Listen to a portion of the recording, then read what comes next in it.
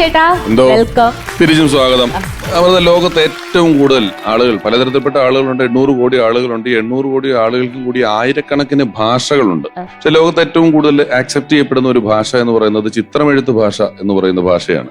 ഇപ്പൊ നിങ്ങൾ എയർപോർട്ടിൽ നോക്കിയാൽ ടോയ്ലറ്റിൽ സ്ത്രീയുടെയും പുരുഷന്റെയും പടം വരച്ചു വെച്ചിരിക്കും. കാരണം യാത്ര ചെയ്യുന്ന ആളുകൾക്ക് ഭാഷ അറിയില്ലെങ്കിലും ആ പടം കണ്ടാൽ അറിയാം ഇത് ആണാണ്, ഇത് പെണ്ണിന്റെ ആണ്. ഞാൻ ചിലപ്പോഴൊക്കെ ആലോചിക്കും, അതിനേക്കാൾ വേഗത്തിൽ നമ്മൾക്ക് പരസ്പരം ഭാഷ അറിയാത്ത ആളുകൾ തമ്മിൽ ഒരു സെക്കൻഡിന്റെ 100-ൽ1 അംശം കൊണ്ട് ഏറ്റവും എളുപ്പത്തിൽ വിനിമയം ചെയ്യാവുന്ന ഒരു സ്നേഹത്തിന്റെ ഭാഷ എന്ന് പറയുന്നത് ഒരു ചെറിയ പുഞ്ചിരിയാണ്. നമ്മൾ ഒരാളെ നോക്കി ചിരിക്കുന്നു, അയാൾ നമ്മളെ നോക്കി ചിരിക്കുന്നു. അങ്ങനെ പരസ്പരം ചിരി വിനിമയം ചെയ്യുന്ന, ചിരി പങ്കുവെക്കുന്ന, ചിരിപ്പിക്കുന്ന ആളുകളുടെ ഒരു വലിയ കൂട്ടായ്മയാണ് ഫൺ ബേബി ഫൺ എന്ന് പറഞ്ഞ ഈ പരിപാടിയിലൂടെ നിങ്ങളുടെ മുന്നിലേക്ക് എത്തിക്കൊണ്ടിരിക്കുന്നത്. എന്താണ് നമ്മുടെ ഒരു സ്പെഷ്യൽ ഗസ്റ്റിനെ വിളിക്കണ്ടേ? ആരാണ് ഇന്നത്തെ ഗസ്റ്റ്? ഞാൻ പറയല്ലേ, നമ്മുടെ എല്ലാവരുടെയും ഇഷ്ടപ്പെട്ട നായിക. ആ ഒരു നായിക കണ്ടത് നമുക്ക് ഏട്ടൻ പറഞ്ഞ നല്ലൊരു ചിരി നമ്മുടെ മുഖത്ത് വരും. Let's welcome Aditi Ravi.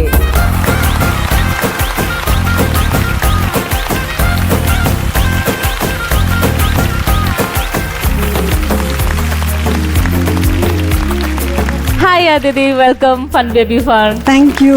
എന്തുണ്ട് വിശേഷം? നല്ല വിശേഷം. വളരെയധികം സന്തോഷമുണ്ട് ഫൺ ബേബി ഫണ്ട് ഒരു എപ്പിസോഡിൽ ഇവിടെ വരാൻ സാധിച്ചത്. അതെ, ഇവിടെ വരുന്ന ഒരു സന്തോഷമുണ്ടെന്ന് പറഞ്ഞാൽ എവിടെ പോകുമ്പോഴാണ് സങ്കടം ഉള്ളത്?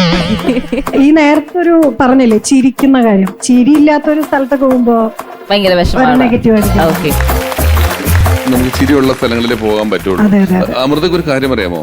കുട്ടനാടൻ മാർപ്പാപ്പ എന്ന് പറയുന്ന ചിത്രത്തില് അതിഥിരെ വിവാഹം കഴിക്കുന്നത് ആരാണെന്ന് ചോദിക്കുന്നത്?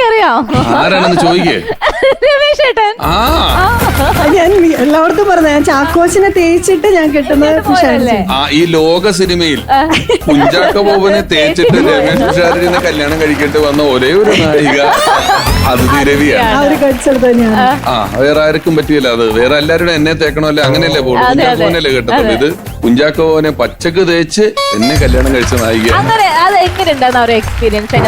തേച്ചതോ? അത് സിനിമയല്ലേ, അല്ല ജീവിതത്തിൽ തേച്ചത്.